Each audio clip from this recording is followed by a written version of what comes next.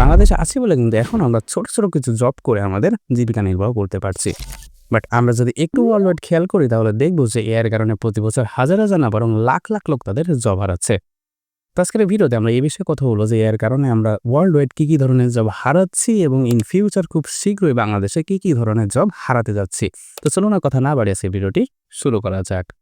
তো প্রথমে আমি যে জবের কথা বলবো সেটা হচ্ছে কল সেন্টার।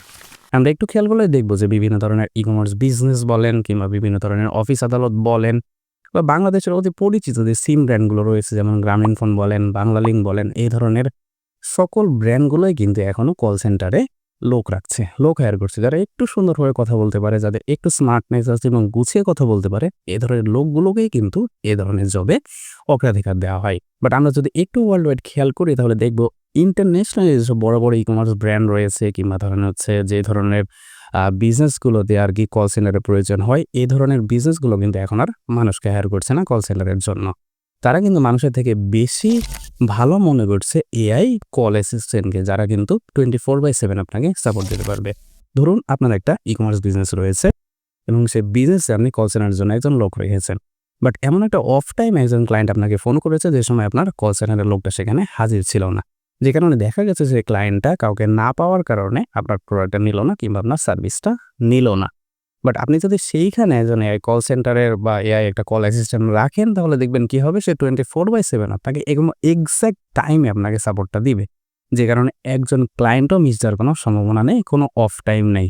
অর্থাৎ 24/7 আপনি একটা হাই কোয়ালিটি সার্ভিস পেতে যাচ্ছেন।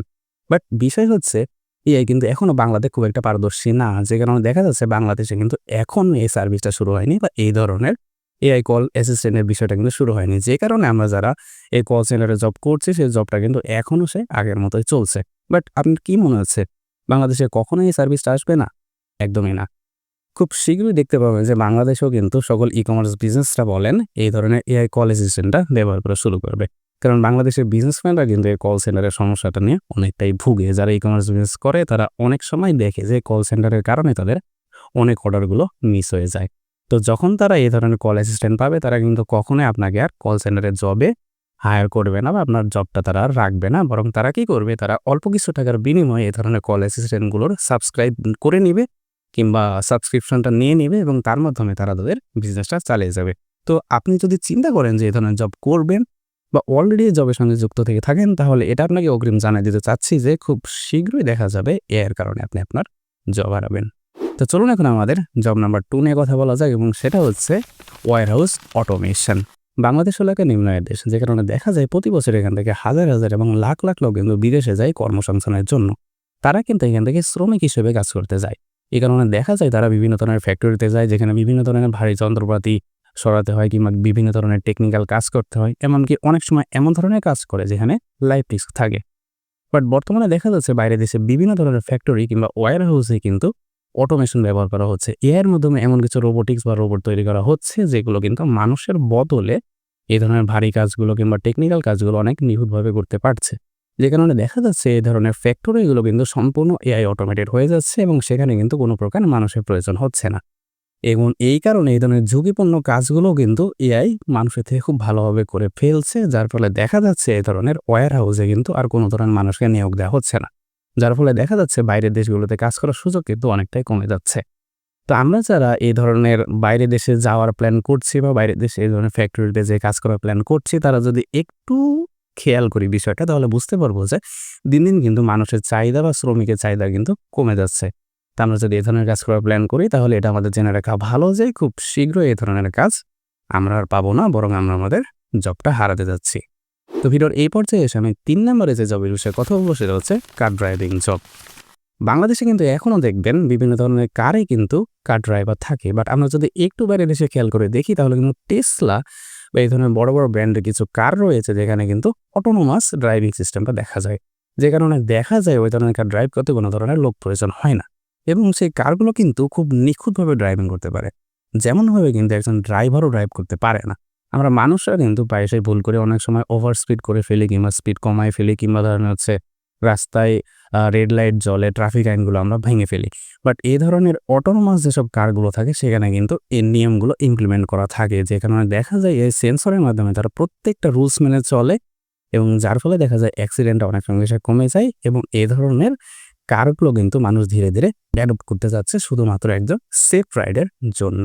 এবং যেহেতু বাইরের দেশে অলরেডি এই প্রযুক্তিটা চলে আসছে এবং অনেক দিন যাবৎ চলছে এবং বাইরের দেশের মানুষগুলো এগুলো অ্যাডপ্ট করছে, তাই খুব সম্ভাবনা রয়েছে বাংলাদেশেও ইন ফিউচার এ ধরনের কার চলে আসবে যেখানে কোনো ধরনের ড্রাইভারের প্রয়োজন হবে না।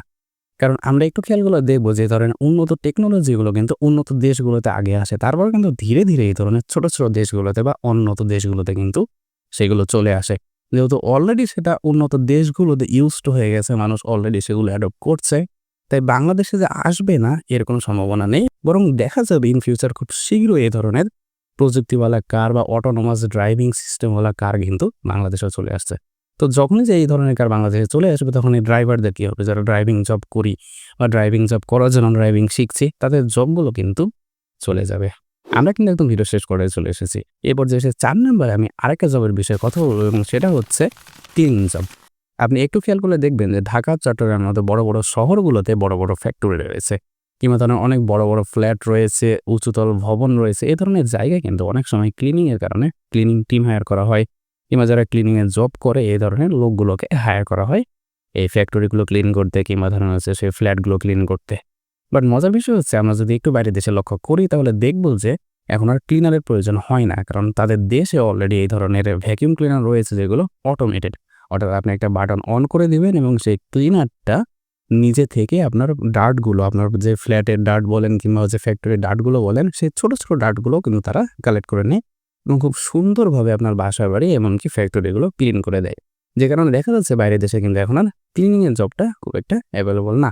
আর মজার বিষয় হচ্ছে বাংলাদেশেও কিন্তু অলরেডি এই পণ্যটা ঢুকে গেছে। আপনি একটু খেয়াল করলে দেখবেন যে ফেসবুকে বিভিন্ন অ্যাড আসে কিংবা ধরেন দারাজে ধরেন অটোমেটেড যে ভ্যাকুয়াম ক্লিনার রয়েছে সেই ক্লিনারগুলো কিন্তু এখনই বাংলাদেশের মানুষগুলো ব্যবহার করতে শুরু করে দিয়েছে। তাই আপনি যদি এই ধরনের কোনো জব করে থাকেন বা এই ধরনের জবের সঙ্গে সংযুক্ত থাকেন তাহলে এটা আপনি জেনে রাখেন যে খুব শীঘ্রই আপনার জবটা চলে যাচ্ছে। তো এটাই ছিল আজকের ভিডিও যেখানে আমি দেখানোর চেষ্টা করেছি এমন কি ধরনের জব রয়েছে যেখানে এর কারণে আমরা আমাদের জব হারাচ্ছি ওয়ার্ল্ড ওয়াইড এবং খুব শীঘ্রই বাংলাদেশে এর কারণে এই ধরনের জবগুলো আমরা হারাতে যাচ্ছি। যদি ভিডিওটা ভালো লেগে থাকে তাহলে অবশ্যই ভিডিওতে একটা লাইক করবেন এবং চ্যানেলে নতুন হলে সাবস্ক্রাইব করতে একদমই ভুলবেন না। তো দেখা হচ্ছে পরবর্তী অন্য কোনো ভিডিওতে। ততক্ষণ পর্যন্ত ভালো থাকবেন, সুস্থ থাকবেন এবং আমার জন্য দোয়া রাখবেন। আসসালামু আলাইকুম।